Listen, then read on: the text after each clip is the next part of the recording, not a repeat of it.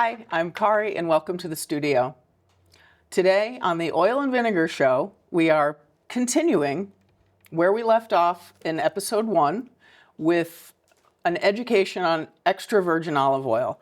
We had far too much information for one episode, so we're spilling into 2. We're going to pick up where we left off, which was tasting extra virgin olive oil, but we're first going to recap on some of what we learned. The production of olive oil, the testing of olive oil to determine whether it's good enough to be extra virgin olive oil. So there's a lot to know. We're going to recap a little bit, and then we're going to talk about tasting, proper tasting, what to look for in a good olive oil, maybe what you're going to taste in a lesser quality oil, things that are good to know. And then we're going to finish with jumping into a whole new subject matter, balsamic vinegars, which is going to take us to episode 3 and 4, I would say. So let's welcome my polyphenol pal, who is the owner and operator of the Shoreline Vine, an olive oil and vinegar tasting room in Madison, Connecticut, Stella Gribb. Hi, Stella. Hi. Really happy to be here again. Yeah. To share some of our knowledge and hopefully have some fun learning about balsamic vinegars today. Vinegars is really exciting, really delicious, but let's first recap on the things, some of the key points. Okay. Some of the things we talked about last time about extra virgin olive oil, what we learned, what we love, and why it's so beneficial for us. So in episode 1, we kind of learned about all about extra virgin olive oil, basically from the olive to the bottle on your table. We tried to take you through how and when it's harvested, the different types of olives, the earlier harvest versus a later harvest. The earlier it is, yields a smaller quantity, but a much higher quality. The stages of processing, which it's important to do a quick and minimal processing to get it done quickly so you get the freshest oil with the highest polyphenols. We learned about the many health benefits of extra virgin olive oil, which I'll try to recap real quickly. The main compound being the polyphenols, and that's kind of the magic compound that's in the extra virgin olive oil that has all your health benefits in it. There are the healthy fats, which we called the MUFAs, the monounsaturated fatty acids, and they promote good cholesterol and help to lower the bad cholesterol. Very important fatty acid, or MUFA, is the omega-9, and that's an oleic acid. And the higher your oleic acid, the more efficient your bloodstream is at delivering all the other nutrients into your body. So that's a very important one. When we talked about the oleocanthols, which are a natural compound that's found exclusively in extra virgin olive oil. You don't get those anywhere else. And it's a very potent anti-inflammatory, antioxidant, and a neuroprotective agent, and it combats against cancer cells and can even help against Alzheimer's disease. And then we have the omega-3 and the omega-6s, also oleic acids. And these are the ones that, your body does not produce. So you have to get them through your diet. And a good way of getting it is by extra virgin olive oil. And this promotes brain health and by help creating new brain cells. And it can contribute to things to help like people with depression. And it also helps to boost your immunity. So this is far more than delicious, and it's far more than a food. Exactly. And that's kind of, I think, one of the things that really prompted us to do this in the first place was that, people come into the store looking for olive oil to cook with, olive oil to, drizzle with or drag your bread through, or wouldn't it, Most people think salad dressing, and there's so much more. And it really is more of a health tonic than anything. Exactly. And these are things that we can't ignore. And nowadays, with all these terrible additives in our foods, it's, when you think about it, we're going back. We're not going forward. We're going back to how they used to do things and how they used to use olive oil. They always thought of it as medicinal. healthy. Exactly. Yeah. So let me see, where did I leave off? With Well, about the medicinal, like you say, this is how immune things were system. used originally. Exactly. As a health benefit for your skin, internally, externally, Yep. antiseptically, all of these ways, and now we have pills in place. Right, and then all the chemical medicines came in, and people, well, not everybody, because we still got the That's true. Mediterranean cultures. A lot of people forgot about all the health benefits that you can get naturally and how good extra virgin olive oil is for that. Plant health. It's plant. We're thankfully coming back to that. This is probably the most beneficial of all plants. I mean, I don't know all plants, and I'm not, Right. you know what I mean? But Herbalist. learning herbalists. Are we herbalists? No, Maybe not we are. really. I don't know. But the point is, the more you learn about the benefits of extra virgin olive oil, the more you want to share the good news, frankly. I mean, honestly, the people that come into the Shoreline Vine leave educated. They do, and they're happy to do so. Yeah. So extra virgin olive oil, we'll hit on just a couple more things. It also contains vitamin E and K, which are good for your bone health. And as everybody knows, vitamin E helps with wound healing. And I think that's about it for the recap of the benefits, health benefits. I mean, we again, like we said last episode, we could go on, and we did, and we do, and we should, and we will. But let's talk about we did talk about tasting. Tasting olive oil, we looked at color. We learned that color has nothing to do with quality. Correct. It really is about tasting it and what you experience when you taste it. Should we talk a little bit about proper tasting? So in the first episode, we went through in some detail about tasting extra virgin olive oil. Kind of comparing it kind of similar to how you would do a wine tasting. There are a lot of things that you have to look for in the smell and in the taste. There's aromas like the green grassy herbs, flowers, unripened fruit like green apple or green banana. Fresh, really fresh. And then there's like that mouth feel. That's like another sensory when you're tasting it, where you're going to get that maybe bitterness, a burning sensation, kind of catches the back of your throat. Sometimes it makes you cough, and that's a good thing, because those are the polyphenols in action. Which can be confusing, because people have said bitter is, not good, but it actually is a sign of a good oil. Right. And then, it should end with it should feel fresh and full-bodied, even with the bitterness and the catch. It should feel fresh and crisp and full-bodied. And then there's a negative aroma and taste. So if you're tasting things like smoked bacon, that's not good. So if you're tasting or smelling cheese, if it tastes or like smells moldy, maybe? like if it's moldy or mildewy like a blue smell cheese. or taste, if you're smelling like you're in a horse barn or stable, that's also not what you want. Or if you're probably in one. If it's waxy like a crayon, or if it's smelling like a Band-Aid, those are all the negative smells that you do not want. And if you smell those, it's not a good oil. It's gone bad, or it just was not processed correctly and didn't start as a good oil to begin with. One of the things we learned in the last episode in the processing was that, one olive, well, not to say that, but that a lot of the byproducts are reused for lesser oils. Exactly. So that might be something for those Band-Aid oils or those horse barn oils. That's a dead giveaway that maybe it's a third rounder. But so those flavors you don't want. Exactly. And on the subject of flavors, so in the store, there are 4 grades of extra virgin olive oil, all extra virgin, different bitterness, different levels of polyphenols, the lowest of which, the lightest of which, is what will be flavored in the store. And then you'll have all of these flavors. So there's 19 flavors of infused and fused olive oils, not extra virgin. And it's, when we get ours, it's the Arbequina olive oil that it starts with. And it's actually what they do, because it actually comes from our distributors grow, the one in Spain. Yeah. So they have an Arbequina. I think we have it over here. Yep. So that's the one that we have in the store. So That's the one that they use I say to lightest, but it's not infuse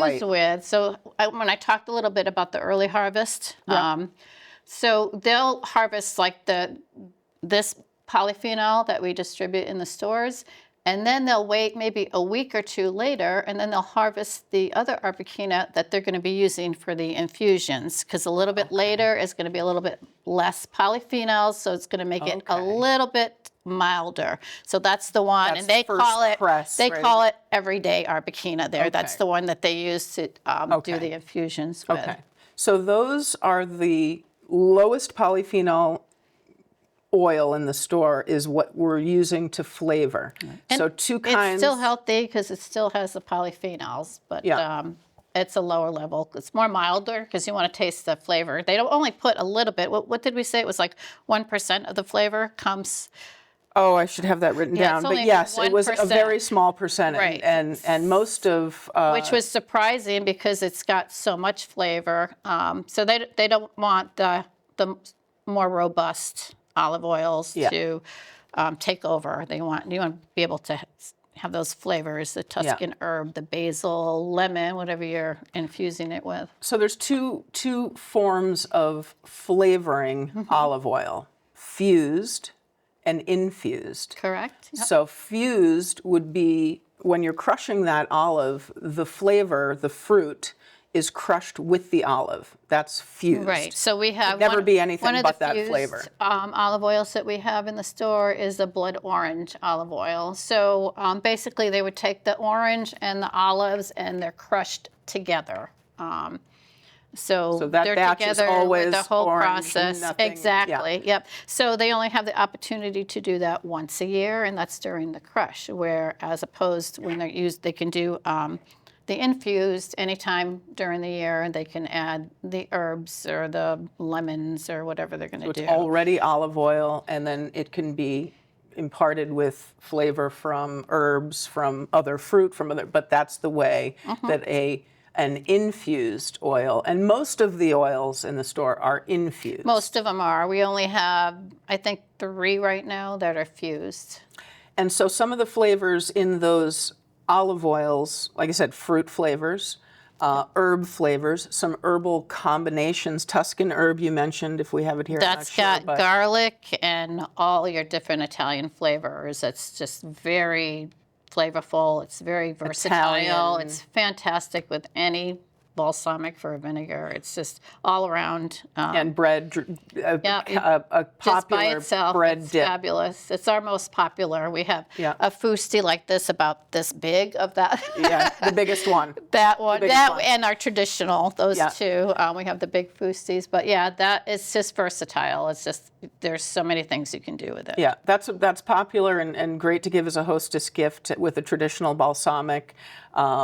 There's rosemary oil is popular, lemon oil. Lemon is a hugely popular one. Orange oil, garlic, a lot of flavors. Yep. A lot of flavors. So, 19 flavored oils in the store, but 35 vinegars. Yes. So because we have dark vinegars and we have the white vinegars. Yeah, so- that's true. So there's actually 3 categories: olive Correct, oils, dark balsamic, white balsamic. And we have some specialty oils, but we're not going to get into those because they're not like we have avocado oil, sesame oil, Walnut. black truffle, that kind of stuff, walnut.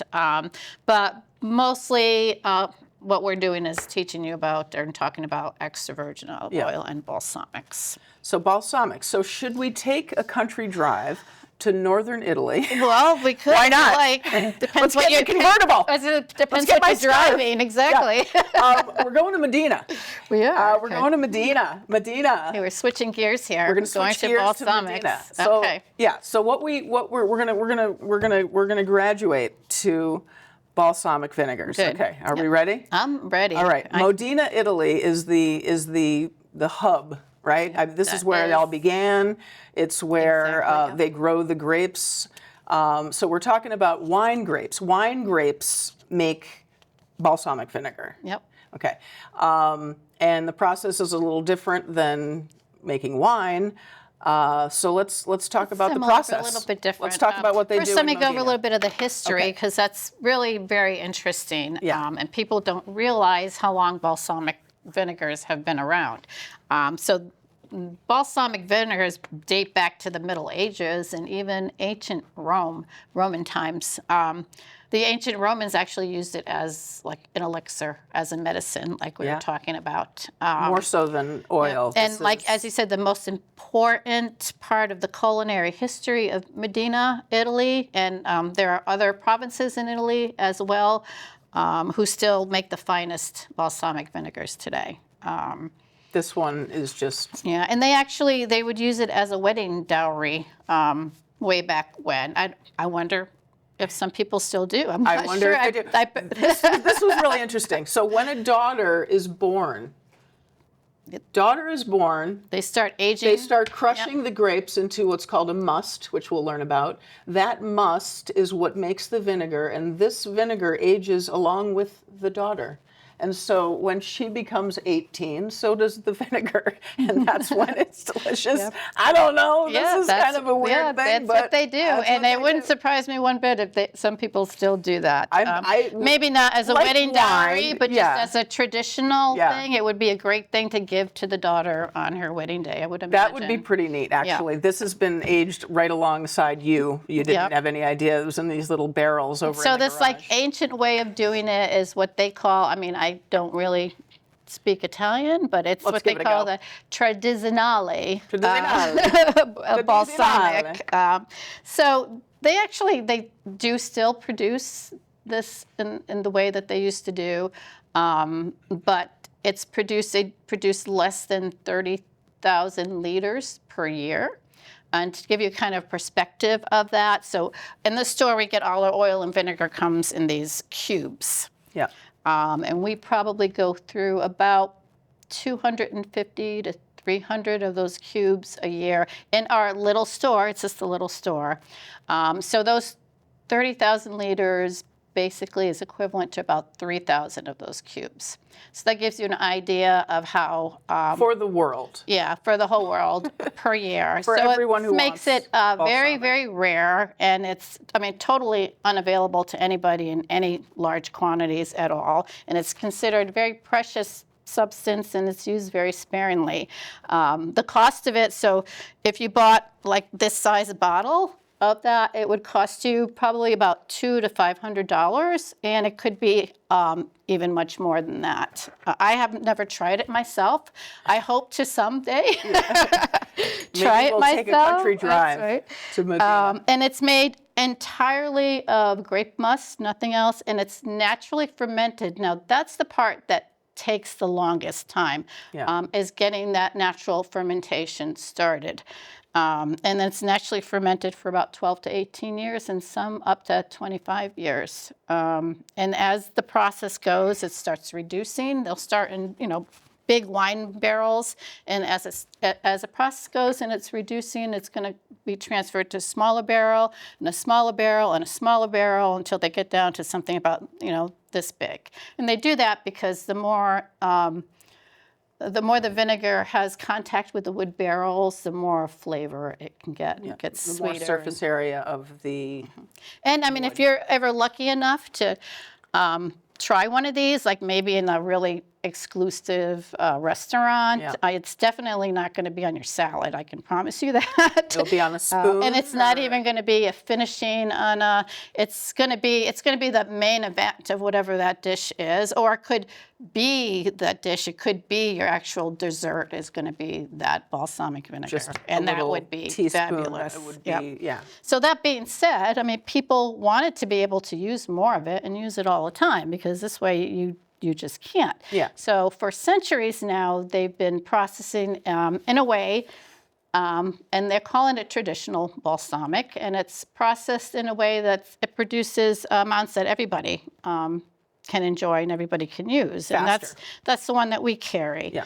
And there's a couple, it's called the heritage method of processing, and there's a couple of different grades to that to be certified as a traditional balsamic. One is a geographic, which it has to be made in Modena, Italy. Just like kind of like champagne, Right. certain like geographical locations that you can't call Cannot it be champagne from somewhere else. And all of these processes, of course, starts with the grape being harvested, they're pressed, and then you get the grape must, which is the entire grape, the seeds, the peel, the whole grape Skin, is the seed, the in stem, there. the whole grape, all of the And grape. then after that, and this is where it starts differing from the like ancient times and what they did. Yeah. So these grape musts, what they do, it's slowly cooked. And this is what's going to mimic that initial fermentation process that takes so So they're long. imparting heat rather than time. And then there's some strict protocols in order for it to be called Modena traditional balsamic. And one of them, so you take that cooked must that's been slowly cooked, and you can add 10%, no more than 10% of a red wine vinegar, and then you can add 10 to 15% of another actually aged 10-year balsamic vinegar. Then you put those in barrels, and they have to be aged for at least 60 days or 2 months. In order to pass to be called traditional balsamic. The other way is not to add anything, no red wine vinegar or aged balsamic. Just take that cooked must and put it in the barrels and do the same thing. A minimum of 60 days it has to be. And those are the two ways that you can get traditional balsamic certified from Modena that pass all the Just slow restrictions. Way or a faster way. Now, the good stuff that you might see in the store is probably going to be aged closer to those 60 days, maybe a little bit more. So basically, where you're getting the months, so 2 months is going to be basically equal to 2 years of aging of the old process. Okay. So every month that it's aged is going to equal, it's going to kind of mimic the old way of doing it per year. Okay. And then there's a generic one there's no strict or anything. So the generic one comes from who knows where. Right. Like some of those lesser oils you don't know, with the byproduct. You don't know what's in it. They use probably a lot of cheap red wine vinegar in it. Those percentages go up. And they also use a lot of artificial flavors. They'll put syrups and sugars and additives. The nice thing is there is no sugar in these vinegars. There's no sugar at all. No sugar added. They're very sweet, and it's all from aging. Now, the balsamics that we carry in our store, we know the exact way that they process it. So they cook the must. They use 10% of a very high quality red wine vinegar and 10% of very high quality, 10 to 15% of the 10-year balsamic. Then it's aged, but they age it in like smaller than average barrels. They start with a small barrel right off the bat, so it's got that surface area. And they age it for 12 to 18 months. That way it's mimicking even more, like I said, each month is a year to the tradizionale. Yes, that's good. To make our traditional very delicious and high quality. We carry both. We do carry the one with just the musk as well. In our store, I choose to carry the first one that's mixed because comparing the two, that's the one I find to be more flavorful. I think adding that 10-year balsamic right off the bat to it and then aging it even longer after that, it just makes it sweeter and smoother. The other one's got a little bit higher acid level. So that's the one I prefer. Yeah. And that's the one that we use in the store. It's delicious. And people taste it and are, They are. I love seeing people taste things. It's like, wow, that's really good. It's not like any balsamic I've ever tasted. And oftentimes people talk about the glaze. We always see the balsamic glaze or reduction. And this balsamic it's not a glaze. It's as thick as any glaze you've ever seen. It's the same thickness and can certainly be a glaze if you want to call it a glaze. Well, you can. I will reduce holds its shape I when will you even reduce drizzle. it sometimes, especially like the fig. If you simmer it for like 5-10 minutes, it makes a beautiful glaze and reduction. Yeah, even and more I love so like a putting syrup. the fig over like cheese, like goat cheese. It's just delicious. Yeah, really, really good. And right, even more reduced would be even sweeter. But the amazing thing, like I say, no added sugar. And not at all. The vinegars in the store, aside from the traditional balsamic vinegar, which is just I say just must. we must improve our health. Yeah, must drink your vinegar. Yeah, you must drink your vinegar. But, we've talked about the health benefits of the extra virgin olive oil. Vinegar, as everyone knows, has the benefits to the vinegar. People have been drinking their apple cider vinegar thinking, this is great for my gut health, which it is.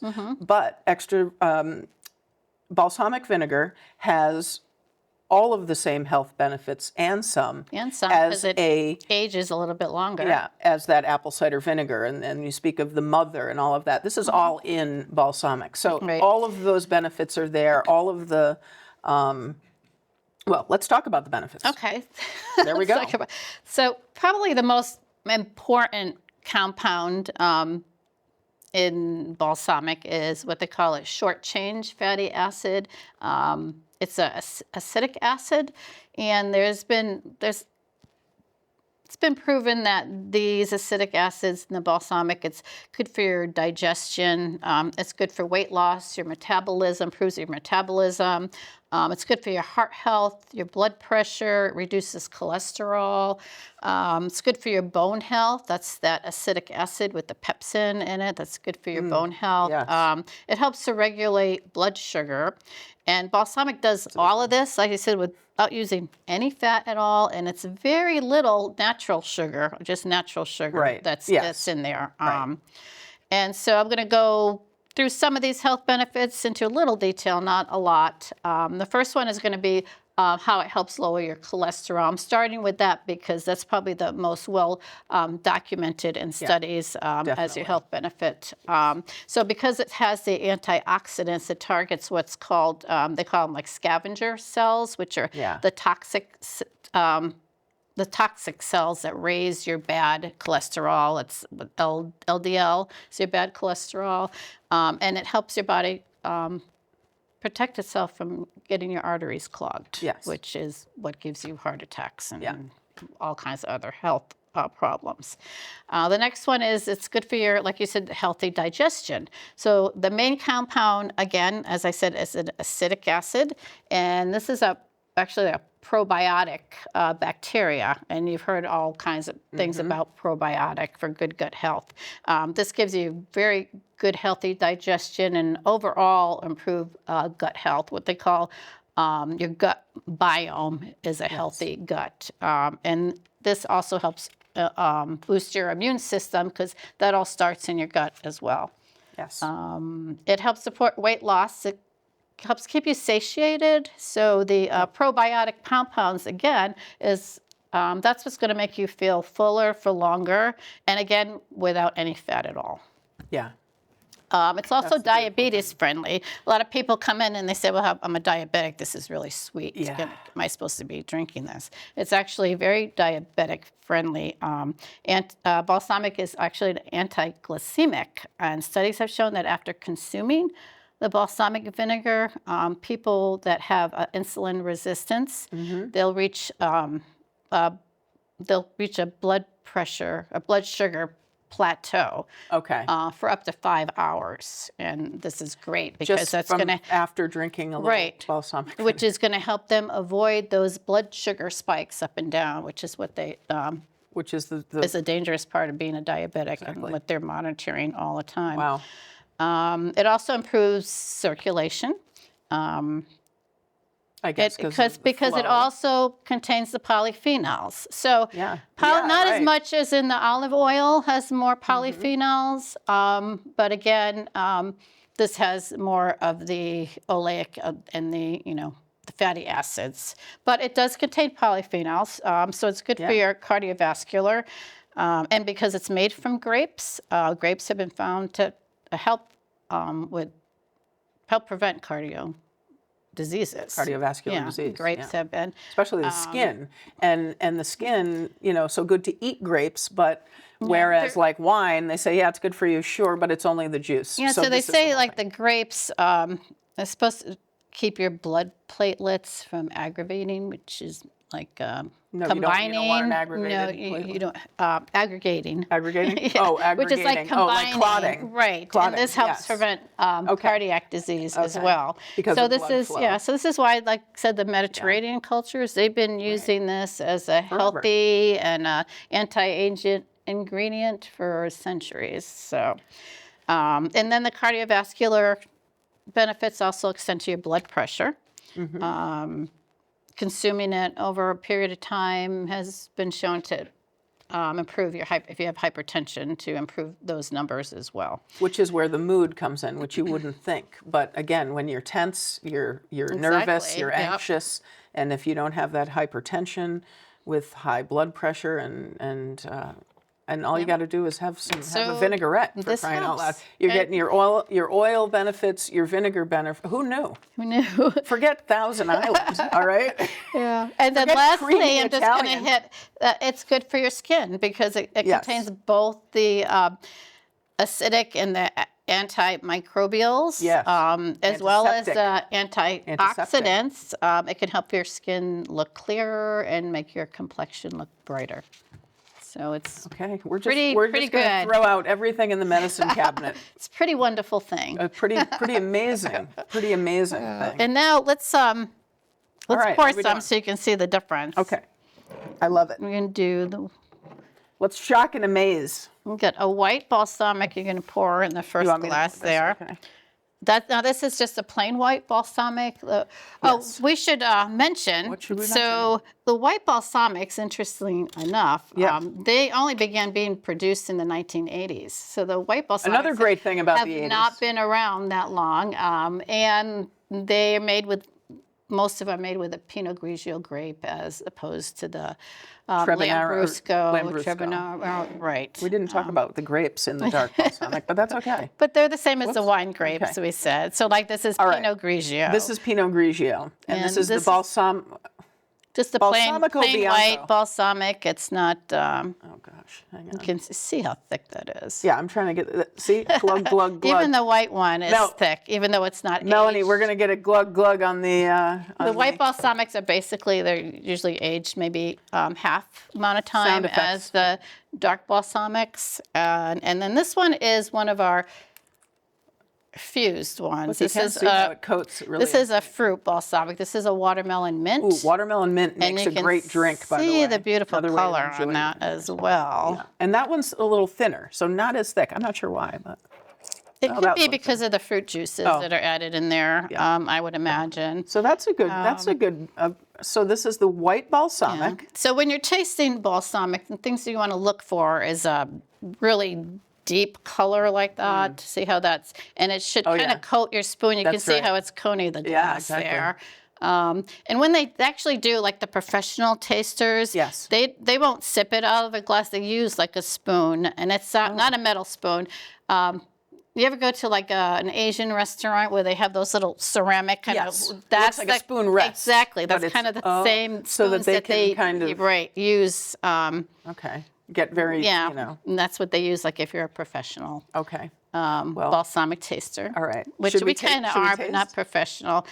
So you want the smell. It should be a ripened fruit as opposed to like that green unripened fruit in an olive oil. You want maybe plums and cherries, woody. Do you smell any woody? This one has a lot. This one has a Now lot the white of woody. balsamic is aged the same way. It is aged the same way, but not as Okay. long. Not as long. Yeah. Okay. And the white grape is Oh, a and the little white grape, certainly, milder. It doesn't thicken up as much. Then you take a sip, swirl it in your mouth a little bit, because this helps the taste evolve through your mouth.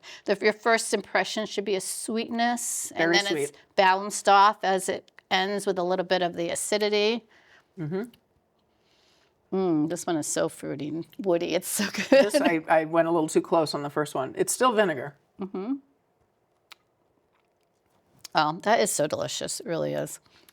What's amazing is that how sweet it is. And that's, again, it's I won't sing. unflavored. Should I sing? How? No. It's very sweet. So sweet. The color of the watermelon mint. Yeah. It's And the very watermelon pretty. mint. Yeah.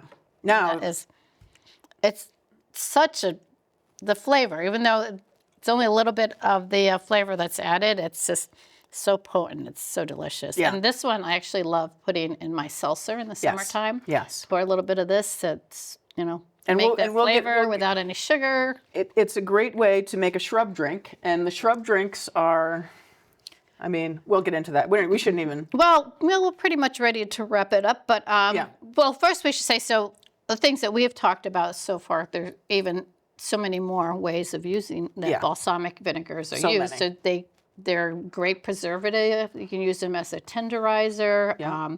They're used for pickling things. They're used in marinades. They pair great with a variety of foods like cheeses. You can pair them with desserts. And our favorite thing to do, of course, like we said, is making drinks with them. Yeah.